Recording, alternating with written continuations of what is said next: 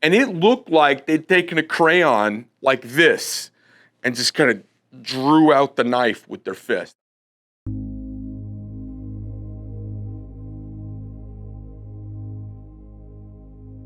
Two guys texted me. This is back when I was a one-man shop, and they were like, hey, we've talked to 3 other knife companies. Nobody will make this knife. We don't want anything from you. We just want the knife. I said, well, listen, send me a drawing, and I'll see if I can come up with something. So I've been making this knife now for like 12 years. And this is the USMC EOD knife, or Explosive Ordnance Disposal. It's really gone through one iteration. I've made 2 knives in my knife career for Marines who asked me to make them a knife that actually became knives in my lineup. This was one of them. This knife's got a lot of purpose-driven stuff for it. They wanted a saw they gave me spec for to cut through PVC over in the Middle East. They wanted a probing tip that was blunt to basically probe in and do improvised digging and gouging around the bottom of an IED. They wanted a bladed edge. They wanted to make sure the blade edge didn't come up onto the probe at all, so it wouldn't cut wires while they were probing around. They wanted to be able to drive it into the ground and put a carabiner on it and pull wire around a corner with it. The end has got these 2 heavy bolsters because they wanted to be able to flip around in their hand and use it as a hammer, which they can. It's got a crowbar on it you can open C4 canisters with. We've been putting it in a Kydex sheath for years with a Tech-Lock clasp on it. It's a heavy-duty tool. I'd heard descriptions of how they used their knife in those units before and how those blades had been destroyed various different ways, and we basically came up with a design to overcome that. And that's in Marine Corps. That's actually, I've got a letter from the Marine Corps. That's approved kit for the Marine Corps. The Army uses that. The Navy, I've made lots of them for the Navy. I've made bunches of them for the Air Force. I've sent those to Japan. I've sent them to Germany. I've sent them all over Europe. EOD teams seem to really like that knife. It's a really nice piece of high-end kit. I got it. The drawing that I got the inspiration from to make this knife, and it looked like they'd taken a crayon like this and just kind of drew out the knife with their fist. I'm not kidding. Now, this is really kind of quintessential Marine. I'm a former Marine. I tell people about it. It doesn't add any credibility to me. You know, being a Marine doesn't make you a knife maker. It doesn't make you an authority on anything. All it just means is when you were a teenager, you were probably batshit crazy. And you had parents who were like, maybe we can channel that batshit crazy into something positive. So I have this knack in my life for bringing the best of my past with me and dropping the worst. I have this love and affection for all things Marine. I can't even help it. So these 2 jarheads reach out to me from Stumps out 29 Palms. They're EOD guys out there. They're senior cadre. And they send me a picture because they've been shopping this around. They said to me, we've shopped it with Benchmade. We've shopped it with, not Cold Steel. It doesn't even matter. Gerber. We shopped it with Gerber. We shopped this. And nobody will make it.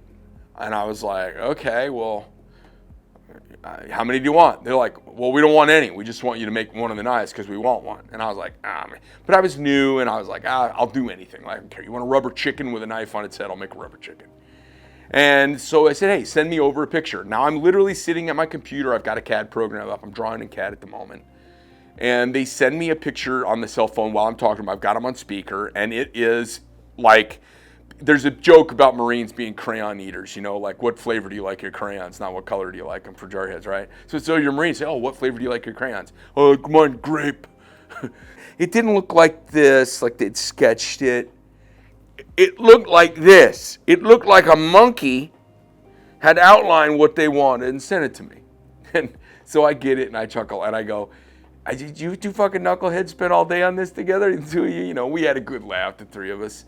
And so, but I got the idea. They had like written It was almost like like in the movies when you see like the ransom letter cut out of newspaper letters, and they're all glued on. It says, we want $10 million for the return of your child. It was almost like the way they wrote a line over to the front, and it said blunt end for probing, and it was like lowercase b, capital L, lowercase u, capital NT. Just like, oh my God. And then they spec'd out everything they wanted on the knife. I added a couple things. And I said, hey, listen, guys, I don't want to get into a licensing agreement. It's not my jam. And they said, we don't want anything from it. We just want to make the kit and get it to guys. And one of the dudes had both of his legs blown off in an IED explosion. I drew the knife up while we were talking on the phone, and then I took a picture. I sent this back, and they go, yeah, that's what we sent you. It was hilarious. It would be like if you were to say to me, hey, Greg, we'll make you a car. We want you to make us a car. And would you please make us a car, draw us the car you want. Make me a car like that. And then you said, okay, we'll see you in a year. And you come back and you bring me a 911 Porsche. And I'd be like, that's exactly what I drew for you. That's what the experience was going from crayon to CAD. So I sent it back to them. They said, oh, that's awesome. I'm like, well, anything? No, we don't want anything changed. Perfect. It's just what we do. Okay. It's totally different. I go, fair enough. I made the first couple of them, and they were just crazy about it. And they said guys took them from them, and they were out in the units. Then a guy who had both his legs blown off was making a motorcycle to display at the Marine Corps Museum in Virginia.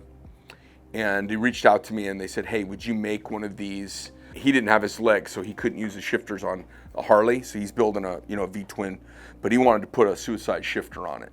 But he wanted my knife to be the suicide shifter. So I made him a knife for the suicide shifter on his motorcycle. I don't know if it was ever at the Marine Corps Museum or anything, but that's what they asked me to do, and I made it for him. But the knife's kind of chugged along. It was the first knife I made that the military got their hands on and said, oh, let's make that official kit. And they said, we're not going to get an NSN number for it. We'll issue a letter from headquarters of Marine Corps saying this knife made by Medford is an acceptable kit for all EOD techs. So I had that letter hanging on my wall somewhere here in the building. And it was like a little moment of pride for me. It was like my first kind of big military acknowledgement. And I still make the knife for them. I haven't tried to make it round or modern or ergonomic, or I haven't changed it up too much over the years. I just feel like it should be a really heavy tool for guys who are wearing a lot of heavy gear and they wanted something they could do some heavy work with and use it as a hammer and be able to stake it into the ground. And that's how the knife came to be. I don't know that I would do anything differently now. Like I look at the knife and I'm sure there's some scientific research I could do on the teeth on the top to make it better for cutting. I'm sure there's some ergonomics I could do on the handle. But when a guy's wearing, bomb squad guys are not like doing all this stuff barehanded. They're wearing gloves. So I feel like a lot of that's lost when you're wearing gloves. That is a working man's knife.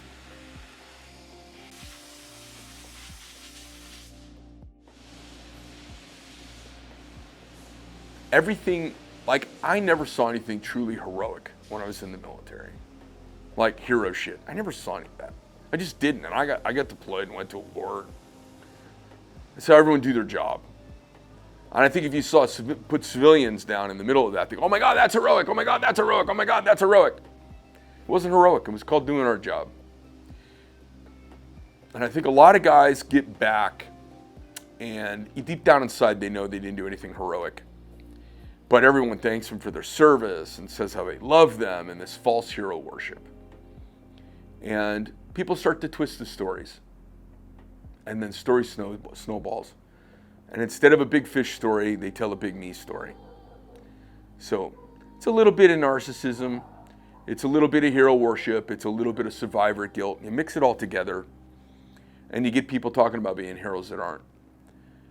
But these guys who walked up to unexploded ordnance in the ground, not knowing if there was some dude on a roof a half a block away with binoculars looking at him, getting ready to dial a number and blow him up. And they would walk up with some body armor that was built by the lowest bidder, and they would get down to making it safe for guys and tanks to get through.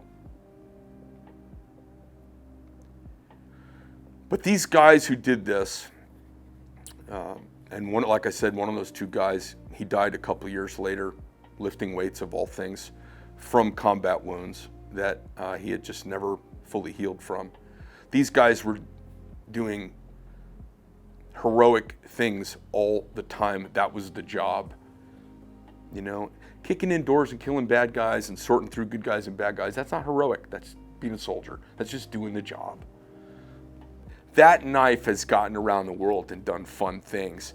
And to be able to do that off of a couple crayon-eating jarheads' desire to make a better piece of kit, it's one of my like little quiet honors of my life that's fun for me to be able to participate in. And the guys here get to participate in that.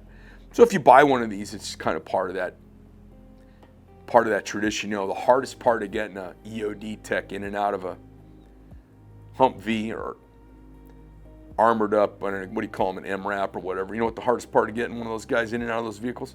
Where do you put their balls? Because their balls are huge.